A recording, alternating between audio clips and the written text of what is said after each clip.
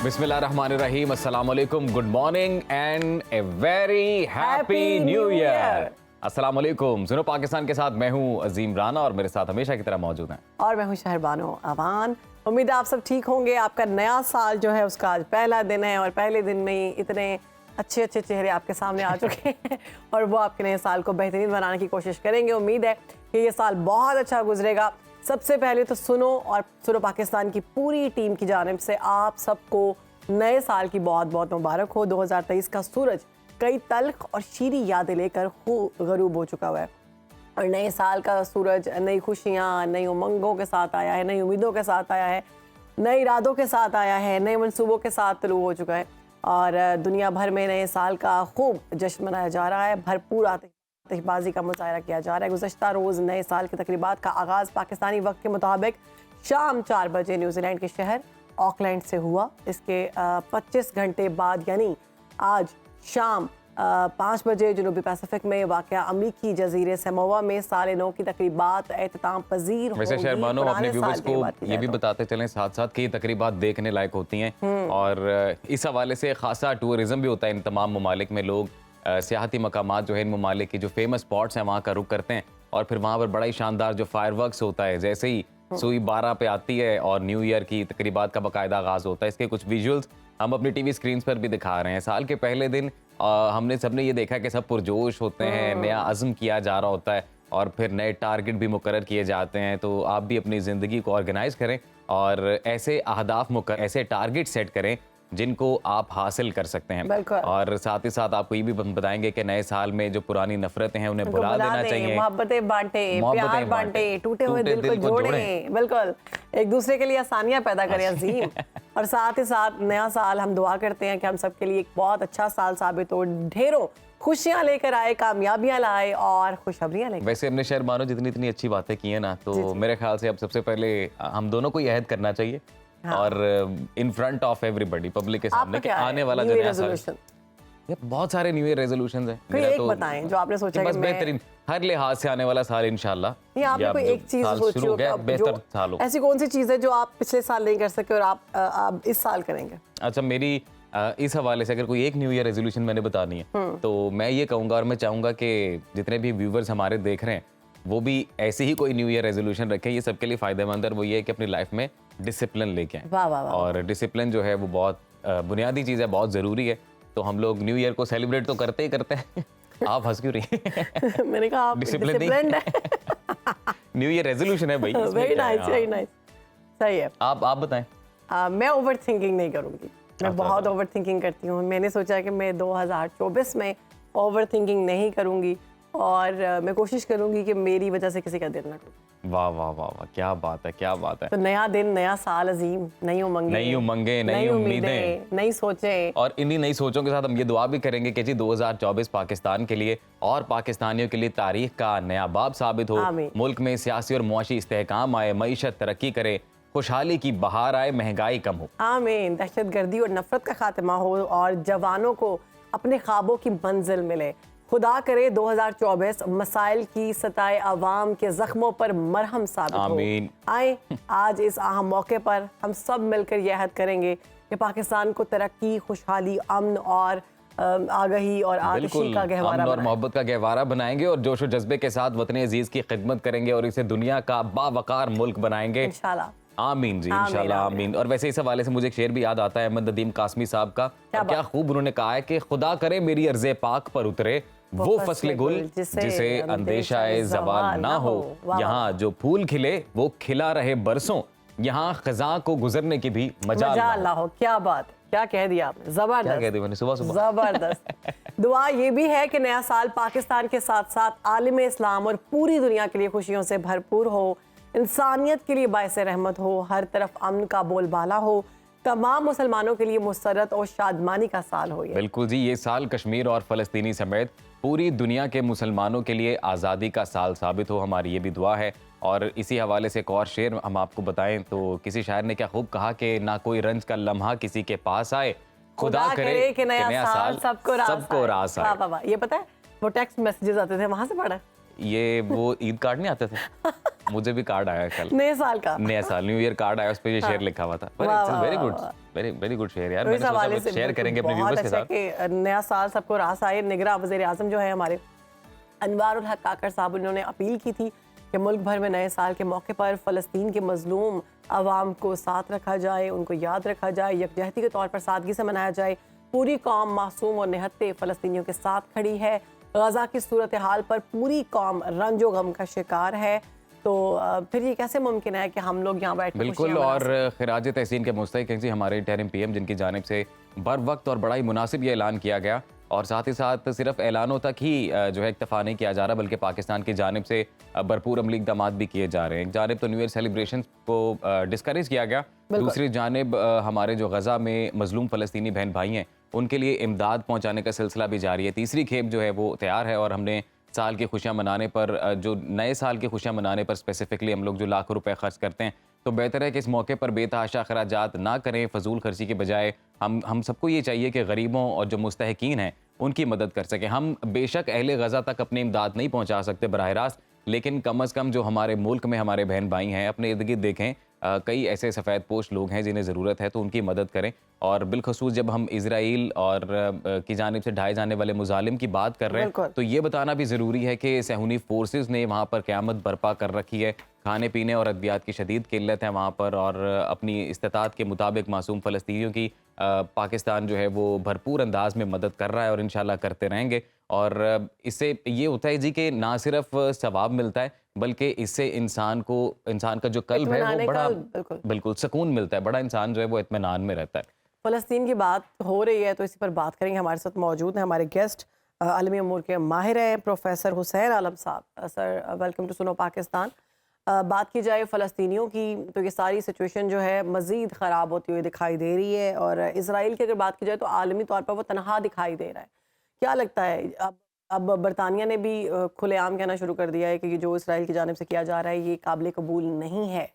तो ऐसी सिचुएशन में क्या इसराइल अपनी सेहोनियत से बाज आएगा? शहरबानो, आप बड़े वैलिड क्वेश्चंस लेके आती हैं। सबसे पहले तो आपको और तमाम नाजरीन को मेरी तरफ से नए साल की मुबारकबाद, और तवक्को की जाती है कि आपको नए बहुत साल, मुबारक जी।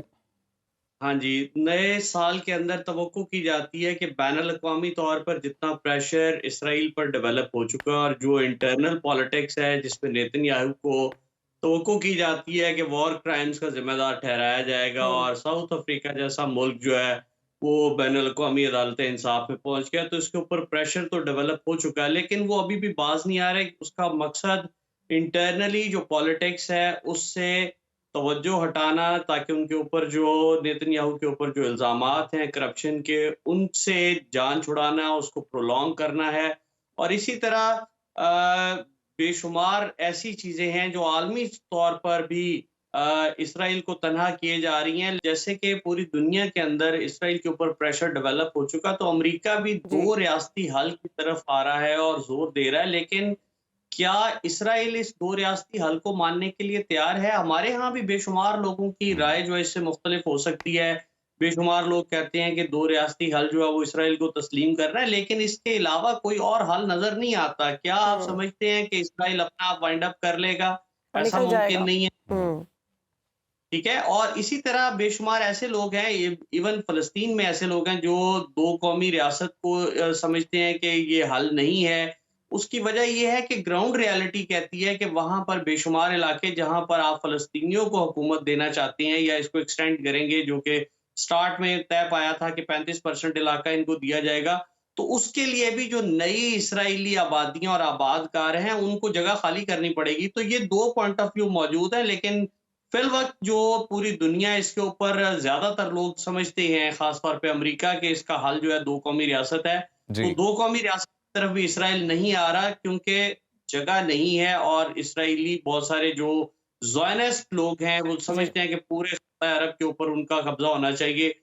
वो इसको मानने के लिए तैयार नहीं है। हुसैन आलम साहब, बरतानवी अखबार जी टेलीग्राफ, उन्होंने दावा किया है कि गजा में मुस्तकिल जंगबंदी के लिए 3 मराहिल पर मुश्तमिल अमन मंसूबे पर बातचीत जारी है।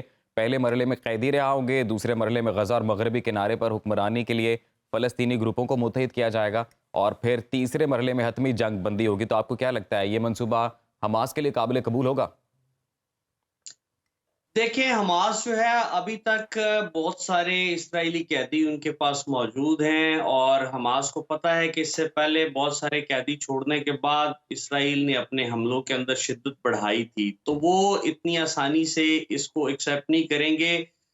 इसराइल जैसे-जैसे इस जंग के अंदर घुसता जा रहा है, वो ऐसे ही समझेंगे जैसे दलदल के अंदर धंसता जा रहा है।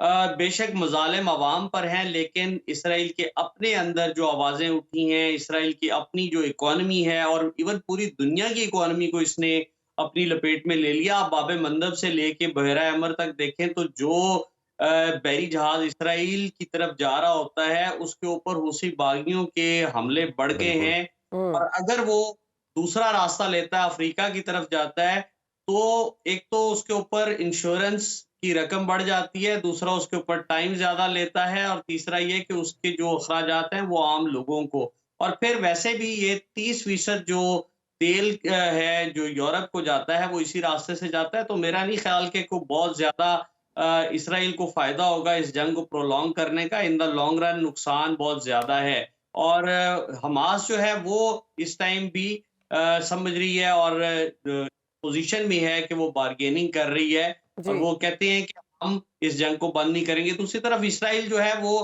जंग तो शायद बंद कर दे, लेकिन बहुत कुछ इंटरनल पॉलिटिक्स में और इंटरनेशनली खो चुका है। हुसैन आलम साहब, इसी मामले में अमेरिका का जो किरदार है और बिलखसूस अक़वाम मुत्तहिदा की जो जिम्मेदारी है, इस पर भी रोशनी डालें ज़रा। अक़वाम मुत्तहिदा का जहाँ तक आप समझते हैं, अभी भी अमेरिका के ऊपर ही डिपेंड कर रहा है। अमेरिका चूँकि क्लेम करता है, हुँ। मैं नहीं कहता, वैसे तो बाइपोलर और ट्राइपोलर की टर्म्स भी हम इस्तेमाल कर चुके हैं। अमेरिका अगर क्लेम करता है कि वो यूनिपोलर वर्ल्ड को लेके चल रहा है, तो उसको बैनुल-अक़वामी तौर पर अपनी ज़िम्मेदारियाँ पूरी करनी चाहिए और इस मामले के अंदर आगे आना चाहिए। अभी आपने प्रेज़िडेंट जो बाइडेन के जो बयानात देखे हैं, उसके अंदर उन्होंने इसराइल के हक़ के दिफ़ा को तो तस्लीम किया, जो कि गलत है, हुँ। लेकिन दूसरी तरफ वो इसके ऊपर इसको रिनाउंस करने और इसको महदूद करने और 2 कौमी रियासत के हल की तरफ लाने की तरफ बात करता नज़र आता है। जी। इसी तरह आपको यूनाइटेड नेशंस के अंदर भी अमेरिकन लेड जो ग्रुप है, उनकी हमायत हासिल करनी और उनको इस पर कायल करना जो है ना लाज़मी नज़र आता है कि अगर वो इसको कायल कर लेते हैं दुनिया को और यूएन को, तो मेरा ख़्याल है वो अपना बेहतर रोल प्ले कर सकेंगे। अगर अमेरिका इसके ऊपर कायल नहीं होता, तो फिर जितना मर्ज़ी पूरी दुनिया कोशिश कर ले, वो वीटो हो जाती है करारदाद। हुसैन आलम साहब, अगर आलमी मीडिया की बात की जाए तो वो तमस्खर उड़ा रहा है इसराइल का, क्योंकि वो कहता है कि ये हमास से हार चुका है और इसराइल जो है इसका कोई, उसके पास कोई प्लान बी नहीं है हमास के लिए। तो क्या हमास जो है ये जंग जीत चुका है? हमास नफसियाती तौर पर ये जंग बिल्कुल जीत चुका है। उसकी वजह ये है कि अगर आप पूरी दुनिया का मीडिया देख लें, आप सिर्फ अल जज़ीरा ना देखें, आप वॉइस ऑफ अमेरिका देख लें, आप डीडब्ल्यू देख लें, हम्म। आप बीबीसी देख लें, आप सीएनएन देख लें, आपको हर जगह पे नज़र आएगा कि जो आवाज़ें इसराइल के अंदर से उठ रही हैं या पूरी दुनिया से उठ रही हैं, बिल्कुल। वो ये कहती है कि जैसे-जैसे जंग लंबी हुई है, उसके ऊपर इकोनॉमिक प्रेशर जो है इसराइल के ऊपर बहुत ज़्यादा बढ़ गया और जंगें सारी की सारी इकोनॉमिक के ऊपर बेस करती हैं। तो अगर आपकी इकोनॉमी बर्बाद होगी, आपके लोग महफूज़ नहीं समझते अपने आप को, तो फिर आप कौन-सी जंग जीते? आप मज़लूम फ़लस्तीनियों को मारने के बाद तो जंग नहीं जीते। जी। आप तो अपनी इकोनॉमी बर्बाद कर बैठे, आप अपने मुल्क को बर्बाद कर बैठे और कई हज़ार लोग जो कि बड़ी फेरस किस्म की फाइटिंग जो है स्ट्रीट्स के अंदर गजा के अंदर चल रही है, तो ये मीडिया ये तो नहीं दिखा रहा कि वहां पर क्या हो रहा है, जी। लेकिन ये पता चल रहा है कि फलस्तीन के इस इशू के ऊपर जो बेशुमार लोग मारे गए। अभी रिसेंटली कल का बयान है इसराइल का कि वो अपने जो रिजर्व फोर्सेस हैं उनको वहां से वापस बुलाना चाहती है ताकि उन्हें ताज़ा दम किया जा सके, लेकिन एक्चुअल बात यही है कि गलियों के अंदर वो फंस चुके हैं। वो जी। वहां की टॉपोग्राफी ज्यादा जानते हैं लोग, तो वो इनके ऊपर हमले करने में अब आगे हैं और पहल करते हैं। हम्म। हुसैन आलम साहब, जाते-जाते ये भी बता दीजिएगा कि अमेरिका में इस साल इंतखाबात होने जा रहे हैं, तो इस सारे मामले का असर उन इंतखाबात पे भी पड़ेगा? जी, बिल्कुल पड़ेगा, ख़ास तौर पे वो लोग जो कि मुसलमान हैं या अरब हैं या वो लोग जो कि अपने ज़मीर के ऊपर समझते हैं कि अमेरिका ने इस सारे के अंदर इंसाफ से शायद काम नहीं लिया, या इसराइल की हमायत की है, या इस जंग को रोकने के अंदर किरदार अदा नहीं किया, या दूसरी तरफ जो है सिक्योरिटी थ्रेट्स बढ़ गई हैं, या अमेरिका के अंदर कॉस्ट ऑफ लिविंग बढ़ गई है क्योंकि इसके अंदर भी पैसा लग रहा है। आलमी जो मईशत है वो पहले ही दिगरगू है, उसके हालात खराब हैं। तो ऐसे लोग यकीनन अमेरिका के आने वाले इंतखाबात में आइदर विद पैलेस्टाइन और विद एंटी पैलेस्टाइन वोट जो है वो करेगा इस सारे मामले को। ठीक है, बहुत शुक्रिया आपका हुसैन आलम साहब, आपने सुनो पाकिस्तान को वक्त दिया। और हमारी दुआएं हैं जी कि अल्लाह ताला जो अहले गज़ा हैं उनकी मुश्किलात को ख़त्म करे, और जो आने वाला साल, बल्कि जो अब साल शुरू हो चुका है, इस साल उनके लिए रिलीफ का साल साबित हो। वो लोग अपने प्यारों के साथ एक बार दोबारा से एक नॉर्मल लाइफ जी सकें, जिस तरह की फ़लस्तीनी अपनी सरजमीन पर एक पुरअमन ज़िंदगी गुजारें। बिल्कुल। एक छोटी सी ब्रेक के बाद हाजिर होते हैं।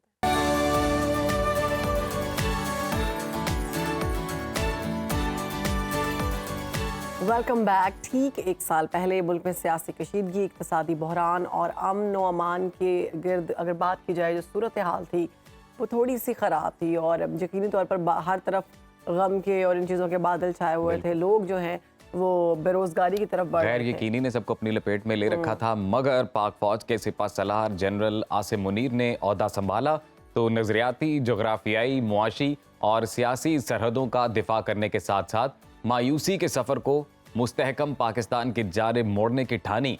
आर्मी चीफ की कायदाना सलाहियतों और गैर मुतज़लज़ल अज़्म के बायस मुख्तसर अरसे में बैक वक्त तमाम महाजों पर काबिल रश्क कामयाबियाँ हासिल हुई।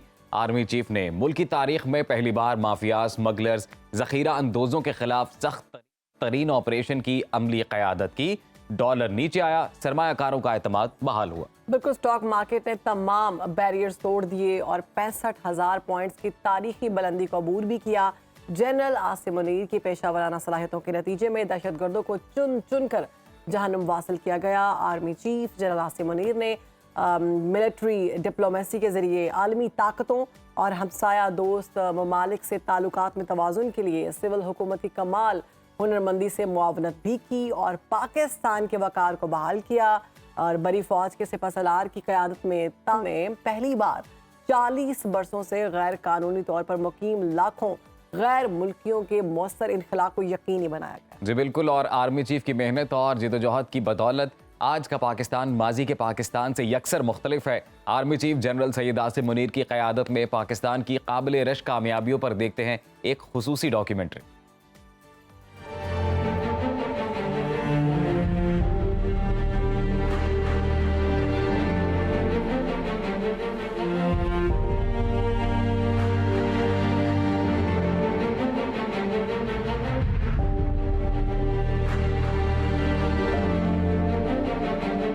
दो 2023 के आगाज पर जब मईशत आखिरी सांसें ले रही थी, डिफ़ॉल्ट का खतरा मंडला रहा था, सियासतदान और मौशी माहिरीन हाथ उठाकर हार मान चुके थे।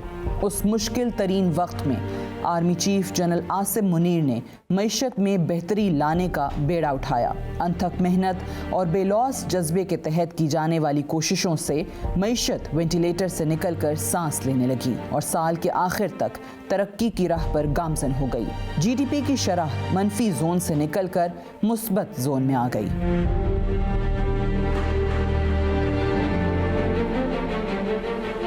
29 नवंबर 2022 को जब जनरल सैयद आसिम मुनीर ने आर्मी चीफ का ओहदा संभाला तो उस वक्त मुल्क में जिन चैलेंजेस का बहुत ज़्यादा तस्करा होता था उसमें सर फहरिस्त सिक्योरिटी की सूरत हाल थी। किसी भी मुल्क के लिए सिक्योरिटी होना, अमन व अमान बहाल होना बहुत ही ज़रूरी है अगर आपने वहाँ पर मईशत को बहाल करना है, मईशत को परवान चढ़ाना है। और ये दो ऐसी चीज़ें रही हैं जिसका हर दौर में पाकिस्तान को सामना रहा है, क्योंकि security and economy go hand in hand. Army chief general Asim Munir ने रवा साल 13 गैर मुल्की दौरे किए। जनवरी में सऊदी अरब गए। सऊदी हुकाम की जानिब से पाकिस्तान के लिए $6 अरब की यकीन दहानी कराई गई। सिपह सालार ने जनवरी, फरवरी, जुलाई और नवंबर में मुत्तहिदा अरब अमारात के दौरे किए। यूएई की जानिब से पाकिस्तान में 25 अरब डॉलर सरमायाकारी के MOUs पर दस्तखत हुए। आर्मी चीफ ने फरवरी में बरतानिया, अप्रैल में चीन और जुलाई में ईरान के दौरे किए। चीन ने कर्ज की मियाद में तोसी और सरमायाकारी की सूरत में 10 अरब डॉलर की मुआवनत की। जनरल आसिम मुनीर सितंबर में उज़्बेकिस्तान और तुर्की, नवंबर में आज़रबाईजान और कुवैत, जबकि दिसंबर में अमेरिका के दौरे पर गए। इन दौरों के दौरान मुश्तरका दिफाई उमूर, पाकिस्तान में गैर मुल्की सरमायाकारी के फ़रोग़ और दीगर उमूर ज़ेर बहस आए। कुवैत ने अरबों डॉलर की सरमायाकारी में दिलचस्पी का इजहार किया। बैरेक गोल्ड कॉरपोरेशन की जानिब से 5 अरब 80 करोड़ डॉलर की सरमायाकारी का यकीन दिलाया गया।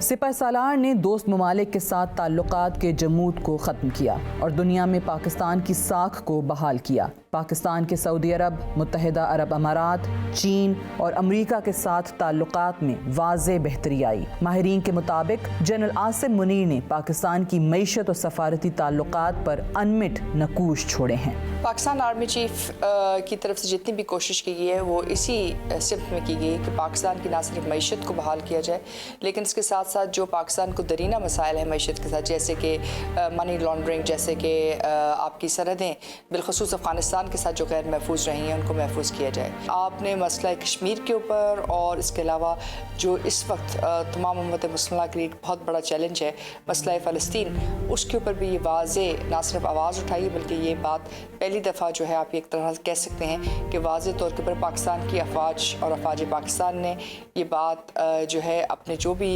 कौमी तहफ़्फ़ुज़ात हैं, जो इस्लामी तहफ़्फ़ुज़ात हैं, उससे ना सिर्फ दुनिया को आगाह किया बल्कि UN सिक्योरिटी काउंसिल और UN सेक्रेटरी जनरल को भी इससे आगाह किया। Army chief general Syed Asim Munir की कोशिशों से स्पेशल इन्वेस्टमेंट फैसिलिटेशन काउंसिल का क़याम अमल में लाया गया। आर्मी चीफ ने काउंसिल की एपेक्स कमेटी के 7 इजलासों में शिरकत की। काउंसिल का मकसद ज़राअत समेत मुख्तलिफ शोबों में सरमायाकारी की हौसला अफजाई करना है। जनरल आसिम मुनीर को इस बात का इदराक है कि ज़राअत पाकिस्तान की मईशत में रीढ़ की हड्डी की हैसियत रखती है। उन्होंने ग़ज़ाई तहफ़्फ़ुज़ को यकीनी बनाने और गुर्बत के खात्मे में इसकी अहमियत को तस्लीम किया। जून में ग्रीन इनिशिएटिव सेमिनार का इनकाद किया गया। फूड सिक्योरिटी, मुस्तहकम ज़राअत और आवाम की खुशहाली इस मंसूबे के बुनियादी नुकात हैं। मंसूबे के तहत लाखों एकड़ गैर आबाद और बंजर ज़मीनों को काबिल काश्त बनाया जा रहा है। इस प्रोग्राम का मकसद सिर्फ फूड सिक्योरिटी नहीं, किसानों और काश्तकारों की ज़िंदगी में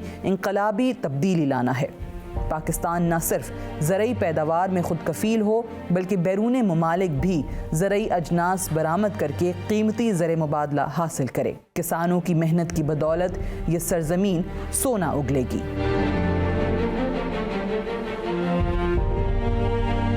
army chief general Syed Asim Munir की ज़ेर क़यादत जो पाकिस्तान ने ग्रीन पाकिस्तान इनिशिएटिव लॉन्च किया है, मैं समझता हूँ वो पाकिस्तान की कौमी सलामती के जो अहम तरीन चैलेंजेस हैं उनसे ओहदा बरा होने के हवाले से बहुत अहमियत का हामिल है। पिछले 75 साल में हमने बैरूनी वसाइल पर और इमदाद पर इन्हिसार किया अपने मुल्क के माशी और सलामती के चैलेंजेस से ओहदा बरा होने के लिए, लेकिन शायद पहली दफ़ा पाकिस्तान की फ़ौज की क़यादत ने इस स्ट्रेटिजिक विज़डम और विज़न का इजहार किया है कि हमें दरअसल पाकिस्तान के अपने कुदरती और ज़रई वसाइल को बरूए कार ला के न सिर्फ भूख का ख़ात्मा करना चाहिए बल्कि अपने गरीब किसानों जिनकी एक बहुत बड़ी तादाद जो है पाकिस्तान में ज़राअत के शोबे से मुंसलिक है, उनके मेयार ज़िंदगी को भी बेहतर करना चाहिए। जनरल सैयद आसिम मुनीर की कोशिशों और ज़ाती दिलचस्पी से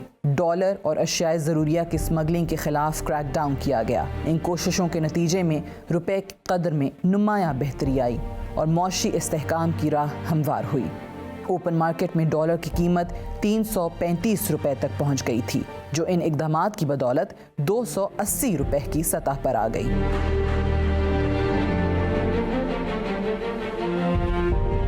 लोग मायूस हो चुके थे, फ्लाइट ऑफ कैपिटल हो रहा था, लोग बाहर भाग रहे थे। इसके बाद हमने देखा आर्मी चीफ ने बिजनेस कम्युनिटी से मीटिंगें की। बिजनेस कम्युनिटी ने जो जो चीज़ें हाईलाइट की, मैं समझता हूँ उन्होंने उससे बढ़ के काम किया और ये सारी बिजनेस कम्युनिटी के एक्सपेक्टेशन से भी ज़्यादा काम हुआ है, तो हम इसको अप्रिशिएट करते हैं और जितना अप्रिशिएट करें कम है, क्योंकि एक मायूसी फैल चुकी थी। एक फौजी सेटअप अगर ये काम कर सकता है तो बिजनेस कम्युनिटी या आपके पॉलिटिकल लोग क्यों नहीं कर सकते। सिपा सालार की ये हिम्मत थी और उसी हिम्मत को लेके वो आगे बढ़े, वरना हालात कोई ऐसे तो नहीं थे कि आप कुछ करने जैसे थे। उन्होंने हिम्मत से काम किया और अल्लाह ताला ने मदद की। रवां साल लिम्स सेंटर ऑफ एक्सीलेंस का क़याम अमल में लाया गया। जनरल आसिम मुनीर जुलाई में कानकनी और मादनियात की तरक्की के लिए मुनक्कदा सेमिनार में शरीक हुए। इस्लामाबाद में national aerospace science and technology park कायम किया गया। फूड सिक्योरिटी यकीनी बनाने के लिए कॉरपोरेट मॉडल फार्म बनाया गया। जनरल आसिम मुनीर ने अल्लाह पर तवक्कुल और कौम की हिमायत से चैलेंजेस का खंदा पेशानी से मुकाबला किया। इनकी पस पर्दा कोशिशों से मुल्क के मजमूई इस्तेहकाम में नुमायाँ बेहतरी आई है, जिसे किसी सूरत नज़रअंदाज नहीं किया जा सकता। तो जनाब, ज़बरदस्त कामयाबियों पर मबनी ये खसूसी डॉक्यूमेंट्री आपने देखी। अभी एक छोटी सी ब्रेक के बाद हाजिर होंगे, उसके बाद हमारे साथ मौजूद होंगे स्पेशल गेस्ट।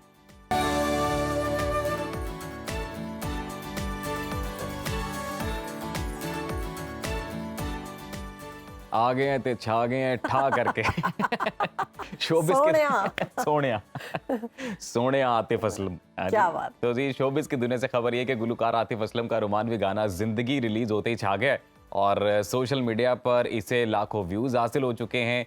और उनके इस रोमानवी गाने में उनके हमरा मारूफ अदाकारा हैं सबूर अली, जिनको कास्ट किया गया। बिल्कुल, ये गाना जो है नामवर मरहूम शायर कतील शफाई का लिखा हुआ है। और इसको अगर बात की जाए कि इससे पहले किसने गाया था, तो वो शहनशाह गज़ल मेहदी हसन ने इसको गाया था। वीडियो में गाने की कहानी कुछ ऐसी बताई गई है कि पहले आतिफ असलम और सबूर अली एक खुशगवार ज़िंदगी गुजारते हैं और उसके बाद फिर वो अलहदा हो जाते हैं। वाह वाह वाह वाह, बहुत खूबसूरत गज़ल है। ज़िंदगी में तो सभी प्यार किया करते हैं, मैं तो मर कर भी मेरी जान तुझे चाहूँगा। क्या बात।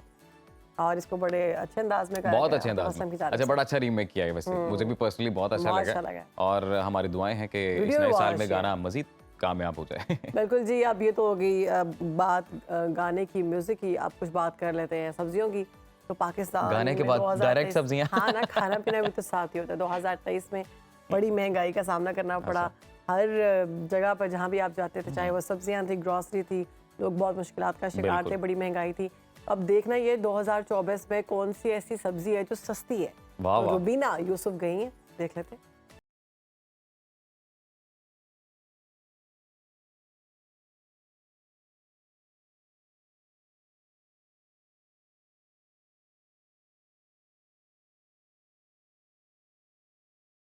मैं करवाऊंगी आप लोगों को सब्जी मंडी की सैर। आपका और मेरा एक अहम मसला जो मैं आज हल करूंगी, वो मसला ये है कि आज इस पूरी सब्जी मंडी में से जो सबसे सस्ती सब्जी है, आज हम वो ढूंढेंगे। अब वो वक्त गए जब हम खुलकर फ्रेंच फ्राइज खा सकते थे और गोरा होने के लिए टमाटर लगा सकते थे। अब वो दौर नहीं रहा। तो आज हम इस सब्जी मंडी में से सबसे सस्ती सब्जी ढूंढते हैं, वही हम पकाएंगे और वही आप सब खाएंगे।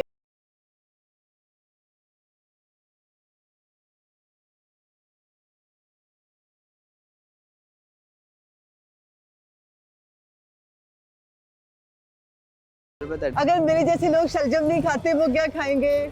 वो शिमला मिर्च खाएंगे। सबसे सस्ती कौन सी सब्जी होगी? फिलहाल तो गाजर ही नजर आ रही है हमें। अच्छा गुजारा। और आपको लगता है कि महंगाई होगी? महंगाई ज्यादा हो कम हो, पेट तो भरना ही भरना है। कौन सी सब्जी सबसे सस्ती है? सबसे सस्ती बैंगन ही है। अगर कोई बैंगन नहीं खा सकता, वो क्या खाएगा? वो दाल ही खाएगा और क्या खाएगा। सबसे ज्यादा महंगा जो है इस वक्त आटा है, चीनी है, चाय है, घी है, जिसमें कोई तवज्जो नहीं देता। ये सब्जियां तो वो है, कभी रेट कम होता है, कभी ज़्यादा होता है। ये गोभी 5 रुपये किलो बिकती है, ये गोभी 150 रुपये किलो बिकती है। लिहाजा सब्जी इतनी महंगी नहीं है जितनी के लोग कहते हैं। आलू हो गए और गाजर हो गई है सस्ती, बाकी प्याज 1100 धड़ी मिल रही है। या मंडी का रेट एक नहीं है, अपनी मर्जी से रेट लगा रहे हैं। कोई 350 का लगा रहा है, कोई 200 का लगा रहा है, कोई 250 का लगा रहा है। ये हर आदमी का अपना रेट है। पूरी मंडी में से आपको कुछ सस्ता मिला? कुछ भी नहीं है, कुछ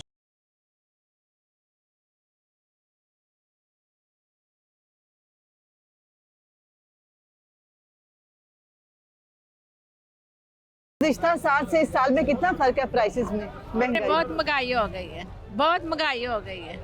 गरीब बंदा तो बेचारा रोटी भी नहीं खा सकता।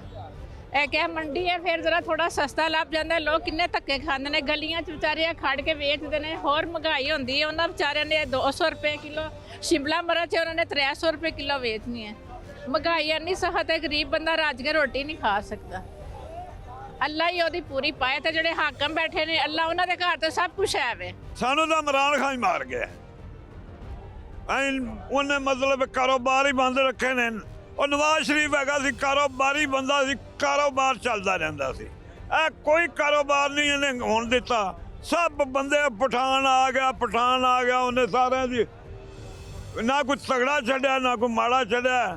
सारे दंगा फसाद की कम रहे हैं। सब तो सस्ता पुदीना है। पुदीने की सिर्फ हम लोग वो खा सकते हैं, वो जो चटनी बनाते हैं। मुझे लगता है सिर्फ अब आवाम चटनी खा सकती है। पिछले साल से और इस साल में कितना फर्क आया प्राइसेस का? बहुत ज़्यादा है, बहुत ज़्यादा है। कितनी कीमतें बढ़ी हैं? पहले आप कितने में सब्जियां खरीदते थे और आप कितने में खरीदते हैं? अब दोनों की होगी। बटर 200 रुपये 250 रुपये किलो है, क्या खरीदे?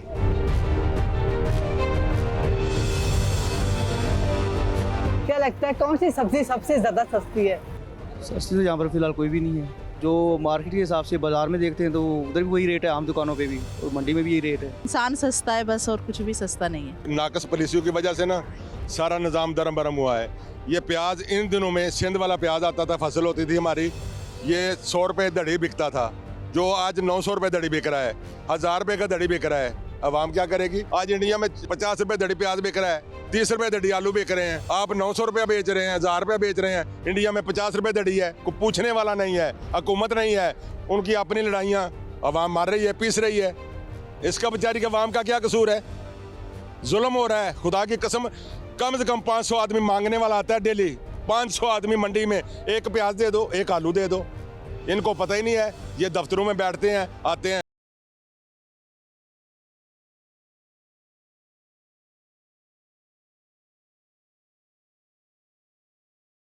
जी नाज़रीन, घूम फिर कर यही पता चला है कि सिर्फ शलजम और बैंगन ही सस्ते हैं और हमें इनकी कदर करनी चाहिए और सबको यही खाना पड़ेगा। और मुझे तो वैसे ये दोनों नहीं पसंद, तो मुझे खानी पड़ेगी पुदीने की चटनी। और अगर आप लोगों को भी नहीं पसंद तो वो जो एक अमरूद नहीं होता, अमरूद, उसे पकड़ो और उसे ग्राइंड करो, उसकी चटनी खा लो। और तो कुछ नहीं है। बाकी अवाम का कहना है कि वो सिर्फ अब सब्जियों को देख सकते हैं, खरीदना मुमकिन नहीं रहा। और मुझे भी लगता है कि मैं सिर्फ अब ये टमाटर वगैरह के साथ ना सिर्फ पिक्चर्स ले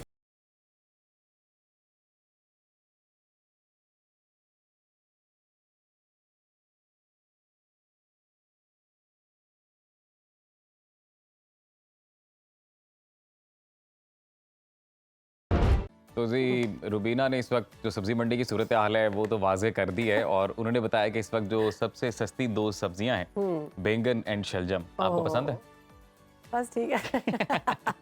बारह जी आगे बढ़ते हैं प्रोग्राम में और आपको ये बताते हैं कि मुस्तकबिल का हाल तो वैसे खुदा ही बेहतर जानता है, लेकिन कई ऐसे इल्म हैं जिनमें महारत हासिल करने के बाद कई लोग मुस्तकबिल के बारे में पेशन गोइयाँ करते हमें नजर आते हैं, जो काफ़ी हद तक दुरुस्त भी साबित हो जाती हैं। बिल्कुल, इस वक्त मुल्क की सियासी हालात इस नहज पर पहुंच चुके हैं कि हर कोई मुस्तकबिल के बारे में जानना चाहता है।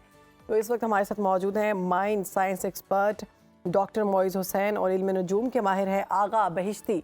तो वेलकम टू सुनो पाकिस्तान। आप दोनों को सबसे पहले तो हैप्पी न्यू ईयर, और ये बताएं कि 2024 हमारे लिए कैसा रहेगा। सबसे पहले डॉक्टर मोइज़ साहब। जी तमाम सुनने वालों को और देखने वालों को नया साल मुबारक। बिल्कुल। वैसे तो नया साल हमारा होता नहीं है, मुसलमानों का तो मुहर्रम होता है, लेकिन दुनिया चूंकि मनाती है तो हम उनके साथ शामिल हैं, तो सबको मुबारकबाद। देखिए जी बात ये कि मुझे पहले ये बताइए, आप सच सुनना चाहती है या फरेब में रहना चाहती है? जो 70 साल से फरेब में लिया है कि हमें सच सुनना है। मोइज़ साहब, हमारे व्यूवर्स भी सच सुनना चाहते हैं। ठीक, देखिए एक चीज याद है कि कानून एक कुदरत है कि अगर आप कांटे बोएंगे तो आपको कांटा मिलेगा। अब वो आप काटे रहे, एक्सपेक्ट कर रहे हैं कि आपको 2024 में फूल मिले, तो ये बेवकूफी है इंसान की। जब आप तवक्कुल करते हैं तो तवक्कुल के लिए शर्त ये है कि असबाब होने चाहिए। बगैर असबाब के तवक्कुल नहीं होता, तो असबाब आपके पास नहीं है। अब सच्चाई ये है, मैं पाकिस्तान में रहता हूँ, मुझे पाकिस्तान से मोहब्बत है, मेरा दिल बहुत चाहता है कि पाकिस्तान के हालात बेहतर हो। ये मेरी ख्वाहिश तो हो सकती है, मगर हकीकत से इसका कोई ताल्लुक नहीं है, क्योंकि हमारे पास कोई ऐसे इंडिकेटर्स नहीं है, ऐसे पैरामीटर्स नहीं है, ऐसे एक्शंस नहीं है जिससे हमें लगे कि जी आज आने वाले दिनों में पाकिस्तान में महंगाई कम होगी, पाकिस्तान में हालात बेहतर होंगे। इसकी सबसे बड़ी रीजन पता है क्या है? अभी मैंने रिपोर्ट सुनी सब्जी मार्केट की आप लोगों की। सबसे बड़ी रीजन ये है कि जिस माशरे में अदलो इंसाफ ना हो, उस माशरे में हर किस्म की बुराई जन्म लेती है। आज हमारे मुल्क में जिसकी जो मर्जी वो करना चाहता है वो करता है, कोई पूछने वाला नहीं है, कोई अकाउंटेबिलिटी नहीं है। मुझे कोई ये आके बताए पाकिस्तान में कि कोई ऐसा इदारा है जिसके पास जाके मैं ये कहूँ कि बिजली का बिल इतना ज्यादा क्यों है, क्या ये पेट्रोल की कीमत क्यों इतनी बढ़ाई जाती है? कोई ऐसा इदारा जो मुझे जवाब दे सके? नहीं देगा ना। तो जब आपके पास इदारे खत्म हो चुके हैं, पाकिस्तान के अंदर सियासत खत्म हो चुकी है, पाकिस्तान में अदलो इंसाफ खत्म हो चुका है, तो आप क्या एक्सपेक्ट करते हैं? हम ये उम्मीद जरूर करते हैं कि शायद हमारी नौजवान नस्ल जो है वो कोई काम करे, शायद पाकिस्तान के अंदर कोई ऐसे हालात बेहतर हो, कोई ऐसी हुकूमत आए। बिल्कुल डॉक्टर मोई साहब, और उम्मीद रखनी भी चाहिए, बिल्कुल एक्सपेक्ट करना चाहिए कि साल 2024 बेहतरीन हो। असबाब के नहीं, देखिए असबाब इज इम्पोर्टेंट, बगैर असबाब के कैसे उम्मीद रखेंगे आप? बिल्कुल। आगा बेशती साहब भी हमारे साथ, डॉक्टर साहब मौजूद है, उनसे भी जानते हैं कि वो साल 2024 को पाकिस्तान के लिए और बिलखुसूस पाकिस्तान की सियासत के लिए कैसे देख रहे हैं। तो आगा साहब, आप तो गिलगित बल्तिस्तान में मौजूद हैं, क्या पेशेंगोई करेंगे आप इस हवाले से? जी बहुत शुक्रिया, क्योंकि आज साल के पहले दिन है। आपकी इजाज़त से एक छोटी सी दुआ से फिर उसके बाद आपकी सवाल की तरफ आना चाहता हूँ। बिस्मिल्लाहिर्रहमानिर्रहीम। अल्लाहुम्मा कुल्ले वलीकल हुज्जत इब्नुल हसन सलवातुक अलैहि व अला आबाइहि फी हाज़िहि स्साअ व फी कुल्ली स्साअ वलिय्यन व हाफ़िज़न व क़ाइदन व नासिरा व दलीलन व ऐना हत्ता तुस्किन व अर्ज़क तौअन व तुमत्तिअहु फ़ीहा तबीला बिरहमतिका या अरहमर राहिमीन। सबसे पहले तो मैं पूरी पाकिस्तान को, आपको और आप सबको मेरी तरफ से साल ये जो 2024 है बहुत मुबारक हो। अल्लाह करे हम सब के लिए, पाकिस्तान के लिए, हमारे जो सरहदों में बैठे उन जवानों के लिए जो हमारी हिफाजत के लिए, कौम की तहफ़्फ़ुज़ के लिए खड़े हैं, हमारी अफ़वाज पाकिस्तान और दीगर इदारों के लिए अल्लाह ताला सलामती और खुशी और कामयाबी दे, इज़्ज़त और आबरू अपने इस खूबसूरत मुल्क पाकिस्तान की हिफाजत करने की तौफीक दे हम सबको मिलकर। रही आपके सवाल, ये 2023 की निस्बत 2024 कैसे रहेगा? मुझे लगता है कि 2023 के तसलसल अभी तक सितारों की जो माहिरीन हैं वो मेरे साथ इत्तेफाक करेंगे, ये तसलसल अभी तक बाकी है। मुझे नहीं लगता है कि कोई तब्दीली होने वाली है या बिल्कुल चेंज होने वाले, हालात बिल्कुल तब्दील होने वाले हैं। अल्लाह करे ये मेरी राय बिल्कुल गलत हो, और अगर 8 तारीख को इलेक्शन भी होते हैं तो मजीद हालात में बेहतरी के आसार मुझे बिल्कुल नजर नहीं आ रहे हैं। यूं कि तो अपनी जगह पर हालात खड़े नजर आते हैं। और मुझे नहीं लगता है कि 2023-2024 से कोई फर्क होगा। सियासी हालात अपनी जगह मसाइल के। आगा साहब, आप नवाज शरीफ और बिलावल भुट्टो में से किसको अगला वज़ीर आज़म देख रहे हैं? देखिए, सियासी हवाले से तो आप सबको पता है ज़मीन हक़ाइक़ तो मियाँ नवाज शरीफ के हक में है। अच्छा। और मुकम्मल तौर पे उसकी तमाम वर्दी, जो क्या कहते हैं, जो कपड़े भी उसके तैयार हो चुके हैं, शेरवानी भी रेडी शेरवानी भी रेडी। मगर ये कि क्योंकि मैं सितारा शनास हूँ, उसके बावजूद भी इल्मी राय देनी होती है। अगर मैं कहता हूँ 90% नवाज शरीफ को दिए जाए, 110% बिलावल को दी जाए और 2% इमरान खान को दी जाए, तो अगर की लफ्ज़ 2% भी दी जाए तो इमरान खान ही पाकिस्तान के वज़ीर आज़म बनेंगे। सितारों में इमरान खान इंतहाई मजबूत है, ज़मीनी हक़ाइक़ में नवाज शरीफ मजबूत है। जी, तो सितारे जो हैं वो ज़मीनी हक़ाइक़ से अलग बताते हैं। जाहिर बात है, क्योंकि सितारों की भी एक होती है ना, ये जैसा भी डॉक्टर साहब कह रहा था कि हम कहाँ जाके शिकायत करेंगे, मौके मिलने चाहिए। अगर मौके नहीं मिलेंगे तो ज़मीनी हक़ाइक़ भी नजर आते हैं। और अगर आज़ादी के साथ अगर वाला लफ्ज़ इसके मतलब मौका नहीं मिलने वाला है। डॉक्टर मोई साहब, आप ये बताइएगा कि आपको कौन सा सियासतदान लग रहा है 2024 में तगड़ी पोजीशन में? तकरीब पोजीशन में इस वक्त आसिफ अली जरदारी सदारत के उम्मीदवार होंगे मखलूत हुकूमत के लिए। जी बिल्कुल आगा साहब, बिल्कुल आपका पॉइंट ऑफ व्यू आ गया। हम चाह रहे हैं डॉक्टर मोई साहब का भी जो है पॉइंट नहीं। सॉरी जी कोई मसला नहीं। जी डॉक्टर साहब, साल 2024 में विच politician do you see?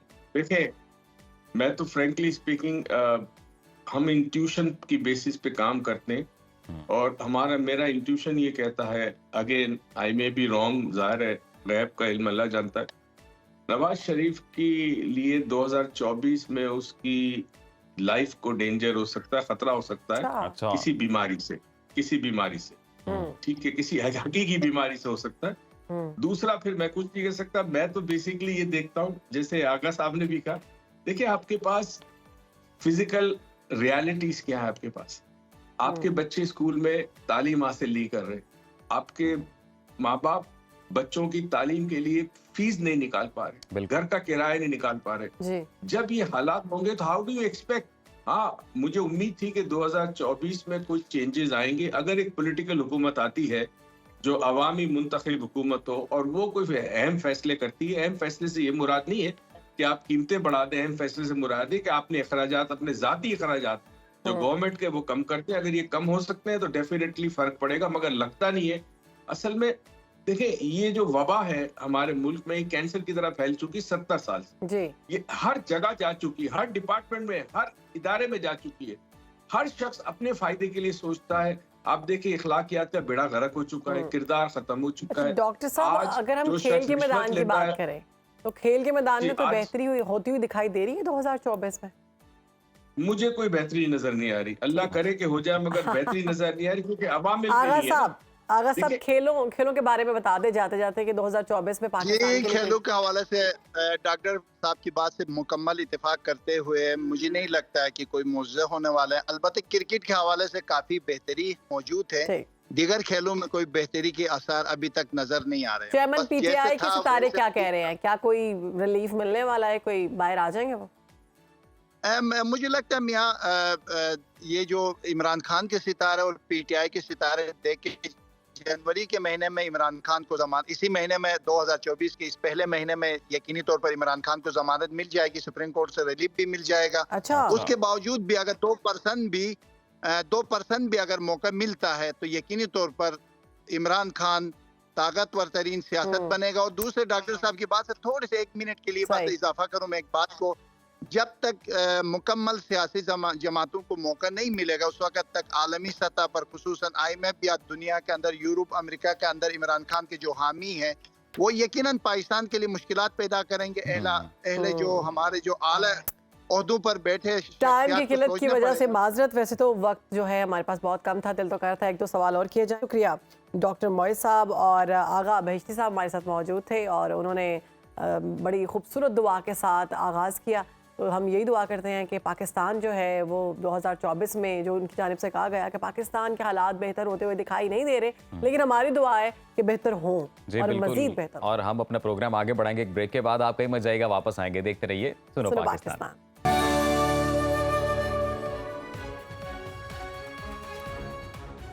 Welcome back to सुनो पाकिस्तान। और अब वक्त हुआ जाता है फेस टू फेस होने का।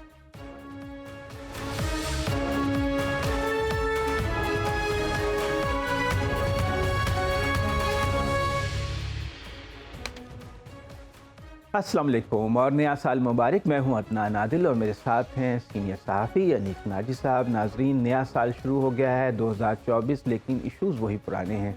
एक तो ये कि इलेक्शन होने जा रहा है तकरीबन 5 हफ्ते बाद, 8 फरवरी को। उसका जो प्रोसेस है वो जारी है। कागजात नामजदगी जो हैं वो कबूल करने का और मुस्तरद करने का अमल जो है रिटर्निंग अफसरों ने मुकम्मल कर लिया है। अब इलेक्शन ट्रिब्यूनल्स में उनके खिलाफ पटिशन सुनी जाएंगी कि जो मुस्तरद हो गए हैं उन लोगों ने अगर उस पर पटिशन की कि नहीं ये गलत मुस्तरद हुए हैं, तो ये उस पर 3 तारीख तक पटिशन्स होंगी और 10 तारीख तक फ़ाइनल फ़ैसला हो जाएगा। इसके अलावा एक ख़बर जो कि हम सब जिसको रोज़मर्रा ज़िंदगी में बर्दाश्त कर रहे हैं और जिसको एक्सपीरियंस कर रहे हैं वो है बहुत महंगाई की। खबर ये है कि एक माह में महंगाई की शरह जो है 38% से ज़्यादा है। और नून लीग के साबिक गवर्नर मोहम्मद ज़ुबैर ने कहा है कि जब साबिक हुकूमत गई तो वो 13% पे महंगाई छोड़ कर गई और उसके बाद जो PDM की हुकूमत आई वो 30% से ज़्यादा पे ले गई, तो इसका आवाम को जवाब देना पड़ेगा। इसी तरह एक ख़बर ये है, और जो कि हम बहुत अरसे से ये बात जिक्र होता रहता है कि जो कौमी इदारे हैं, जो सरकारी कारोबारी इदारे हैं, उनका लॉसेस बहुत ज़्यादा है। हमें मालूम है कि PIA का 700 अरब रुपए का मजमूई लॉस है, लेकिन आज एक रिपोर्ट आई है एक्सप्रेस ट्रिब्यून में जिसमें कहा गया है कि हुकूमत के 31 इदारे ऐसे हैं जिनका मजमूई लॉस जो है वो 730 अरब रुपए हो चुका है। गो कि इसमें एक अच्छी बात यह है कि 50 इदारे ऐसे भी हैं जिन्होंने मुनाफा दिया 560 अरब रुपए का, यानी सारे इदारे ख़राब नहीं हैं, कुछ इदारे अच्छा काम भी कर रहे हैं, लेकिन जिनका लॉस है वो इतना ज़्यादा है और वो मेरे और आपके जो टैक्सों के पैसे से वो लॉस पूरा किया जाता है। ये लॉस बदनज़मी का नतीजा है, सिफारिशों पे भर्ती का नतीजा है, और ये लॉस जो है वो करप्शन का नतीजा है। सबसे ज़्यादा जो नेशनल हाईवे अथॉरिटी जिसको इतना पैसा भी मिलता है टोल टैक्स वगैरह की सूरत में, उसका लॉस बहुत ज़्यादा है हैरानकुन तौर पर। इस पे भी हम बात करेंगे। एक अच्छी खबर भी है कि हमारे जो टैक्स वसूली का इदारा है FBR, उसने बहुत ज़्यादा टैक्स जमा कर लिए हैं और 1021 अरब रुपए एक माह में टैक्स जमा हुए। तो बहरहाल बहुत ज़्यादा नहीं तो थोड़ी बहुत बेहतरी तो इस शोबे में आ रही है। तो बात शुरू करते हैं, कहाँ से, महंगाई से शुरू करें या लॉसेस से शुरू करें? मेरा तो ख्याल है कि बात यहाँ से शुरू करें कि आपके नज़दीक 2023 गुजर गया, बड़े सियासी वाक़यात कौन से थे? एक तो हुकूमत चली गई, हुकूमत 2022 में, तो उसकी वजह से जो एक 2023 के बड़े 2023 के बड़े वाक़यात हुई मेरे ख्याल में, और सारा साल जो है वो एक अफरा तफरी का शिकार हम रहे। तो मेरा ख्याल है कि सियासी जो मंजरनामा, मौशी मैं नहीं कह रहा, हाँ समाजी नहीं कह रहा, लेकिन सियासी तौर पे 2023 में जो सबसे बड़ा अपसेट देखा वो 9 मई था, जो PTI का एहतजाज था वो वायलेंट हो गया। मेरा ख्याल है कि ये बहुत बड़ा वाक़या था। दूसरा जो सियासी पस मंज़र में जो नवाज शरीफ की वापसी थी, आपके इल्म में है, आपने भी वो दौर देखा है 1993 में जब गुलाम इसाक़ खान ने वो असम्बली तोड़ी थी, तो उस वक्त भी वो सारे लोग ये जो दावा करते थे कि नवाज शरीफ अब वापस नहीं आएगा, वो हिस्ट्री हो गया, वो माजी हो गया, वो इस्टेब्लिशमेंट का लाया हुआ खिलौना था। आप देखिए कि उनकी अक्सरियत कब्रों में जा चुकी है। नवाज शरीफ जो है वो हाल भी है और मुस्तकबिल उनके बदतरीन दुश्मन भी ये इल्ज़ाम लगा रहे हैं कि अगला वज़ीर आज़म ये सख्त जान। तो इससे मालूम ये होता है कि एक तो ये कि प्रेडिक्शंस करने में, दूसरों के बारे में जो प्रेडिक्शंस करना है, उसमें हम आज से नहीं शुरू से ही बहुत जज्बाती वाक़े हुए हैं, और हम हालात को देखते हुए अपनी ख्वाहिशात का जब गलबा आ जाता है और उस तरह हम बयान कर देते हैं, तो वो इन द लॉन्ग रन ये कोई सेन तरीक़ा नहीं। उसके बाद मेरा ख्याल है कि हम अगर तवज्जो करें, ये जो आपने शहबाज राना की जो रिपोर्ट आज एक्सप्रेस ट्रिब्यून में छपी है, जी, ये है वो असल प्रॉब्लम कि इसमें आप इलेक्शंस करवाएं, कोई भी सियासी जमात आए, कोई भी सियासी जमात जाए, ये है वो रियलिटी जो कि शहबाज राना ने ये पब्लिश हुई है। और इसमें ये जो पब्लिश हुई है, बाय द वे, ये मेरी आपकी इंसान दोस्ती में नहीं हुई, ये इसलिए भी पब्लिश नहीं हुई कि हमारा सिस्टम जो है वो ट्रांसपेरेंट रहना चाहता है और हमें बताना चाहता है कि एक्चुअल क्या हो रहा है। ये IMF जिसको हम दिन रात बुरा कहते हैं, ये उनके दबाव पर, उनकी कंडीशंस के ऊपर उसको पब्लिक किया गया है। ये कहानी है 2021 और 22 का जो माली साल है, 21 और 22 दो माली साल, दो माली, या जुलाई 21 से शुरू होकर तो ये 21 और 22 का माली 22 तक जो खत्म हुआ, और इसके अब इसमें आप देखिए कि हैरत अंगेज बात यह है कि किस तरह से छुपाया जाता है परसेप्शन और रियलिटी, कितना बड़ा फर्क होता है। ये बता रही है कि हम जो परसेप्शन है वो क्या है कि सबसे ज्यादा लॉस मेकिंग है, यानी सबसे ज्यादा स्टेट ओन्ड एंटरप्राइज जो सबसे ज्यादा नुकसान कर रही है। आपके जहन में, मेरे जहन में फौरन पाकिस्तान रेलवे आता है, हमारे जहनों में फौरी तौर पे PIA आता है, लेकिन मालूम ये हुआ कि ये बेसिकली नेशनल हाईवे अथॉरिटी है जिसकी सबसे ज़्यादा लॉस जिसने किया। कितना लॉस है इनका जी? है 300 ये टोटल 723 बिलियन है, और इसके मैं आपको बता देता हूँ, अभी पढ़ के इसमें टाइम लग जाएगा। हाँ, छोड़िए। इसमें 300, इसमें जो टोटल नेशनल इसने जो है वो किया है, टॉप किया है। उसके बाद जो है वो इसमें आती है यानी PIA, और PIA के साथ है रेलवे। अच्छा, ये जो टॉप 10 एंटिटीज, इन टॉप 10 एंटिटीज में 7 power distribution companies, Peshawar tops the list. Lahore जो लेस्को जिसको समझा जाता था कि ये प्रॉफिट में है, वो भी अरबों के लॉस। सो ये है वो आप कहिए, और वो स्टील मिल जिसके बारे में हम आप और सारे ही यानी एकदम हम कहते हैं कि ये लॉस है, सरप्राइजिंगली वो 14th highest profit making entity निकला। अभी भी प्रॉफिट हो रहा है? अभी भी प्रॉफिट है। यानी इस रिपोर्ट के मुताबिक वो यानी 14th हाईएस्ट प्रॉफिट मेकिंग जो है गवर्नमेंट ओन्ड यानी एंटरप्राइज है। अत्तसलात का बहुत डिस्टर्बिंग है। पीटीसीएल के बारे में यानी ये एक तसव्वुर परसेप्शन कि अगर आप प्राइवेट सेक्टर और गवर्नमेंट एंटरप्राइज अगर ये प्राइवेट पार्टनरशिप में अगर प्राइवेट कोई उसको चलाएगी इंतज़ामी तौर पर तो वो एक अच्छा तजुर्बा होगा, वो फेलियर हो गया। अत्तसलात जो है वो चला रही है पीटीसीएल का वो, लेकिन वो ह्यूज लॉसेस हैं और 7.8 बिलियन का लॉस है। 7.8 जो बिलियन। टेलीफोन का महकमा है वो प्राइवेट कर दिया गया, मगर उसका 8.25 अरब रुपए का लॉस। और जो हाईएस्ट एनएचए का आप थोड़ी देर पहले पूछ रहे थे, दिस इज 168.5 अरब रुपए। अच्छा, जो मेरी अंडरस्टैंडिंग है एनएचए कोई प्रॉफिट मेकिंग या बिजनेस इदारा नहीं, ये तो सड़कें बनाता है, तो सड़कें बनाने पर खर्चा ही खर्चा होता है, आमदन उतनी नहीं होती उसकी। नहीं, लेकिन बात यह है कि कमाल दुनिया भर में प्राइवेट कॉन्ट्रैक्टर्स जो बनाते हैं वो अपना एक प्रॉफिट रख के बनाते हैं। आप रोड टैक्स लेते हैं, मुफ्त नहीं है सड़कें। इसके लिए फंड एलोकेट होता है सरकारी खजाने से। यानी मोटरवे तो एक अलग चीज़ है ना, आपने एडिशनल पैसे दिए, बाकी जितना रोड इंफ्रास्ट्रक्चर है आप उसके लिए पैसे देते हैं।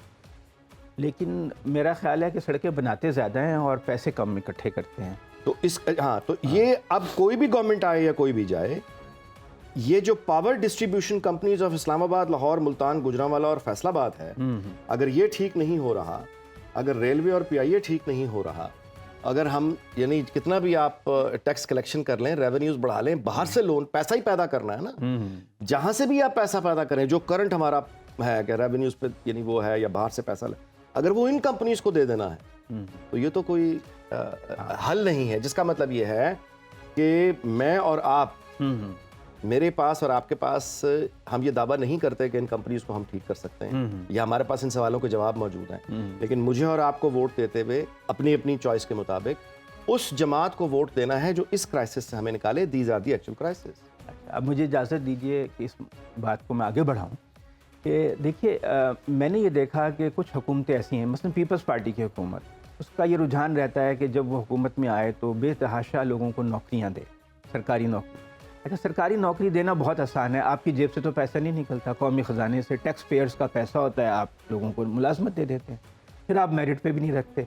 पीआईए में अगर 6000 आदमियों की गुंजाइश है तो आपने 18000 रख लिए और उनको पीआईए लॉस में ही जाएगी।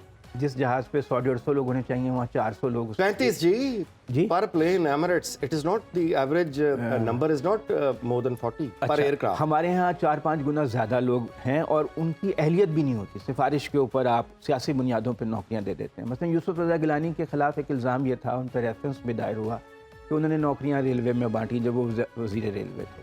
वो कहते हैं कि मैंने कौन सा गलत काम किया, नौकरियाँ मुलाजमतें दी। भाई, आपने मुलाजमतें अपनी जेब से तो नहीं दी, आपने तो कौमी ख़जाना जिसके आप अमीन थे, ईमानतदार थे, आपका काम था, इसके लिए कोई एक्सपर्टीज़ की ज़रूरत नहीं है, आपने वो बांट दी। आपने वो बांट दी और फिर उसका क्रेडिट ले रहे हैं, हालांकि आपने मुल्क को नुकसान पहुंचाया। रेलवे का आज क्या हाल है, रोज़ाना हम उसके छोटे मोटे एक्सीडेंट तो तकरीबन रोज़ ही होते हैं जो रिपोर्ट भी नहीं होते, लेकिन बड़े एक्सीडेंट हर साल हो जाते हैं क्योंकि लोग नाअहल हैं, मेरिट पे भर्ती नहीं हुए हैं, मेंटेनेंस ठीक नहीं है, चोरी चकारी बहुत है, करप्शन बहुत है। पीआईए कि आप जहाज़ों में सफ़र करें, उनकी क्वालिटी और जो प्राइवेट हैं उनकी क्वालिटी में ज़मीन आसमान का फ़र्क है। और जो 700 अरब रुपए हैं, ये को मेरे और आपके, हम घी पे टैक्स देते हैं, साबुन पे टैक्स देते हैं, पेट्रोल पे टैक्स देते हैं, घी पे टैक्स देते हैं, उसी से जा रहा है। अब ये जो आप ये देखिए कि बिजली इस वक्त मैं अपना जो बिल है, टोटल बिल तमाम टैक्स मिला के उसको यूनिट पे तकसीम करता हूँ तो 55 रुपये 60 रुपये का यूनिट पड़ता है। अब आप अंदाज़ा लगाइए, मैं तो बहुत ज़्यादा पैसे दे रहा हूँ, लेकिन फिर भी आप बता रहे हैं कि ये रिपोर्ट कहती है कि सब लॉस में जा रहे हैं, तो ये पैसा कहाँ जा रहा है? इसका मतलब ये है कि जैसे जैसे बिजली की पर यूनिट प्राइस ऊपर जा रही है, वैसे वैसे चोरी ऊपर जा रही है। यानी बिजली चोरी, ये जो लॉस होता है लेस्को जो करती है, ये बिजली चोरी की वजह से कहते हैं तकरीबन 35% जो बिजली हुकूमत देती है लोगों को, उसकी कीमत उसे नहीं मिलती, या ना दहिंदा हो जाते हैं लोग या लाइन लॉसेस में भी जाते हैं। बिजली चोरी बहुत बढ़ गई, वो लॉसेस अच्छा, को चोरी और जो जी लॉसेस, और उसमें जो चोरी है यानी उसमें जो एक तो है ना घरेलू यानी जो इस्तेमाल है, दूसरा कमर्शियल है, उसमें स्टील मिल्स आती हैं जी, टेक्सटाइल मिल्स आती हैं, फैक्ट्रियाँ। मुझे वहाँ जो बिजली चोरी हो रही, मुझे वापडा और लेस्को के जो इंजीनियर हैं वो कहते हैं हमारा कालाशाह काकू है जो कि बहुत बड़ा इंडस्ट्रियल एरिया है, वहाँ सबसे ज़्यादा हाईएस्ट रेट है चोरी का। और ये लोग मतलब बज़ाहिर बहुत पाक साफ बनते हैं, मुत्तकी परहेजगार बनते हैं, लेकिन जब चोरी का मसला आता है तो वो उनके लिए जायज़ है। ये जो अखलाकियात का तसव्वुर है ना, हमने अपने मज़हब के तसव्वुर से अखलाकियात को माइनस कर दिया। ईमानदारी, दयानतदारी, नमूदो नुमाइश रहने दी, हाँ, रियाकारी की तरफ, इश्तिहारों की तरफ चले गए, हाँ, लेकिन जो उसका एसेंस है, रूह, वो कहीं नजर नहीं। तो आम आदमी, मुझ जैसा, आप जैसा सफ़ेद पोश आदमी, वो तो चोरी कर ही नहीं सकता। उसको तो पकड़ लेंगे, उसको तो पर्चा कटा देंगे। मैंने देखा कई लोगों को FIR हो जाती है, अब उनके पास इख्तियार आ गया FIR का भी।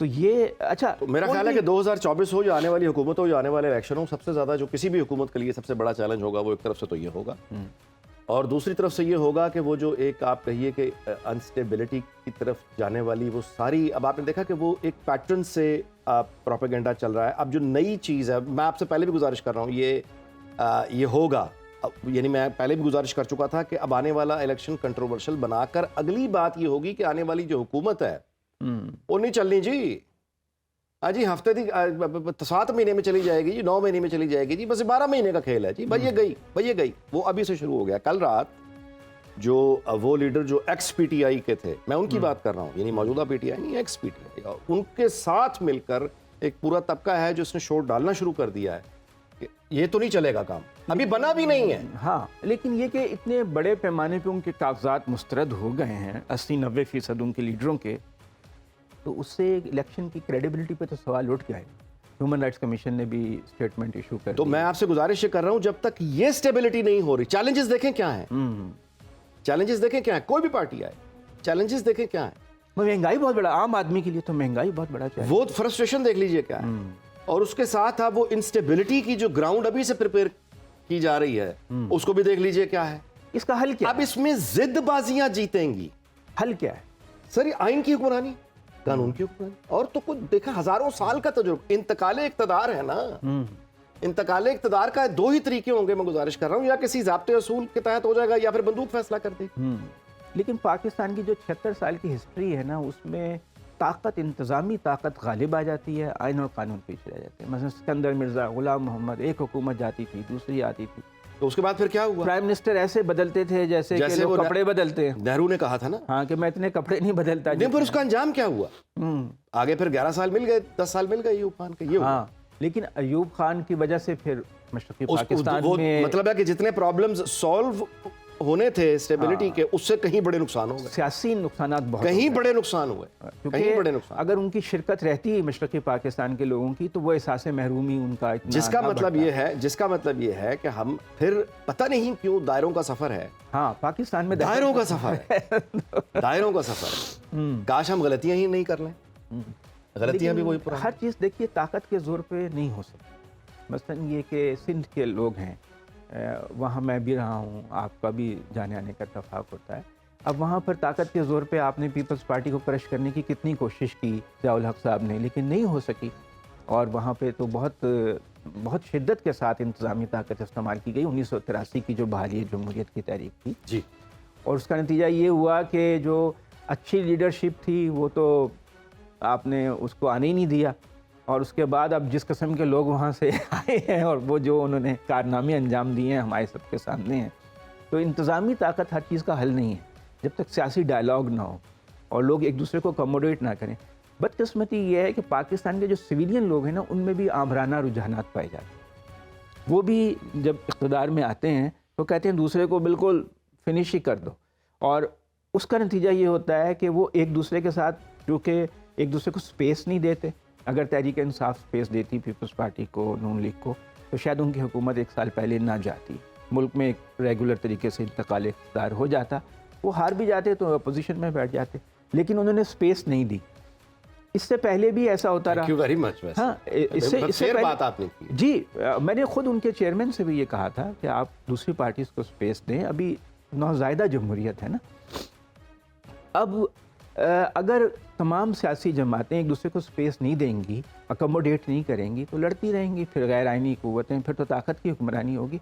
बदकिस्मती से 50 से ज़्यादा मुसलमान मुल्क हैं, इंडोनेशिया और मलेशिया के अलावा हमें कहीं जमहूरियत ईरान में भी जो होता है, जैसे हमारे यहाँ कागजात मुस्तरद हो रहे हैं, वहाँ भी मुस्तरद हो जाते हैं।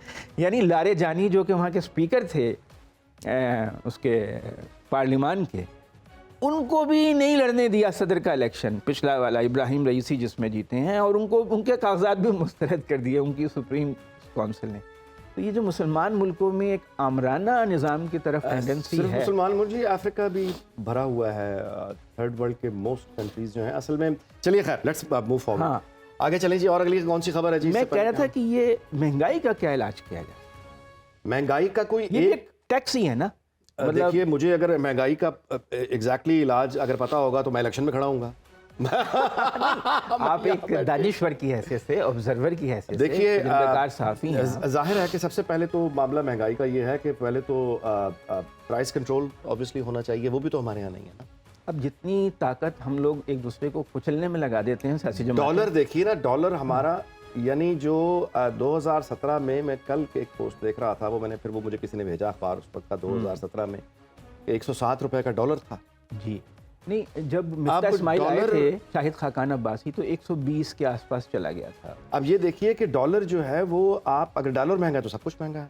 हम मोस्टली तो यानी इंपोर्ट करने वाले लोग, हमारी 70% दालें ना इंपोर्ट होती हैं ऑस्ट्रेलिया और न्यूजीलैंड से। हम कहते हैं हम ज़रूरी मुल्क हैं, भाई दालें ही उगा लो अपने मुल्क में। कोई हमारे ज़रूरी शोबे क्या कर रहे हैं, महकमा ज़राअत, दालों, हुकूमत। अच्छा, वो मैं किसानों से पूछता हूँ, वो कहते हैं हम उगा तो लें, पर ख़रीदेगा कौन? वो ख़रीदार हमें मार देगा, आड़ती। हुकूमत अगर किसानों से कुछ ख़रीदने का निज़ाम बेहतर बना ले तो 70% दालें ऑस्ट्रेलिया और न्यूजीलैंड से आती हैं। ऑस्ट्रेलिया में तो पानी भी नहीं है, आपको पता है। कमाल है जी ये जी, हम ज़रूरी मुल्क कहने का और दावा मैं एक और भी गुजारिश करना चाहूँगा। बड़ी ही नापसंदीदा मिसाल है, लेकिन क्या करें कि हकीकत जैसी भी हो उसको देखनी पड़ती है। इसराइल के पास कितना पानी है?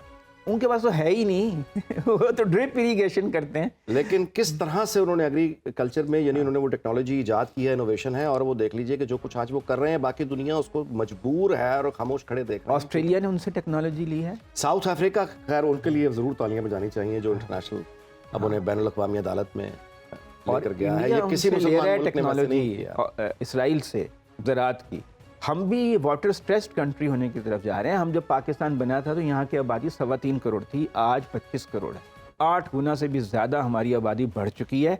पानी उतना ही है तो पानी भी उतना ही कम हो गया फी कस के एतबार से। तो उस पानी को हम बेहतर तरीके से इस्तेमाल नहीं कर रहे, फ्लड कर देते हैं अपने, यानी खेत को फ्लड कर देते हैं। मतलब हैरत की बात है ना जी। और कितनी कौमें हैं जहाँ पे डैम बनाने पे उतना बड़ा तनाज़ा पैदा हो जाए जितना हमारे यहाँ हो जाता है। जो काम करें उस पर कोई ना कोई मुज़ाहमत ज़रूर होती है। टैक्स वसूली करें, ताज हड़ताल कर देते हैं। डैम बनाने की बात करें, सिंधी नाखुश हो जाती है। तो रूल ऑफ लॉ नहीं है ना। हाँ, मतलब कोई सियासी बसीरत भी रहना तो हमने ही है ना यहाँ पे, और काफ़ी अरसे तक रहे। मेरा ख्याल है आज पहला दिन हमने अच्छे खुशगवार तरीके से गुजारा। मैं चाहता भी यही था कि पहला दिन अच्छा ही गुजरे। तो नाजरीन, अब हमें इजाज़त दीजिए और चलते हैं एक ब्रेक की तरफ। उसके बाद आप देखते रहिए सुनो पाकिस्तान।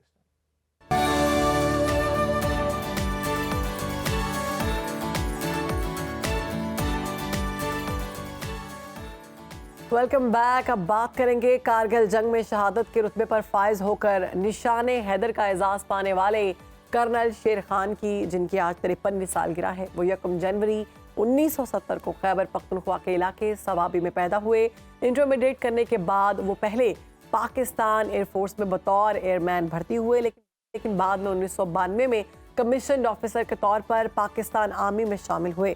कारगिल जंग के दौरान उन्हें गलतरी के इलाके में तैनात किया गया, जहां उन्होंने अपने साथी सिपाहियों के साथ मिलकर 17,000 फीट की बुलंदी पर 5 स्ट्रेटेजिक चौकियां कायम की।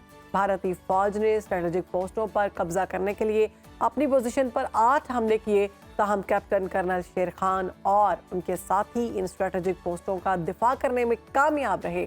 5 जुलाई 1999 को हिंदुस्तानी फौज ने एक और हमला किया और 2 बटालियन के साथ उनकी चौकियों को घेरे में ले लिया।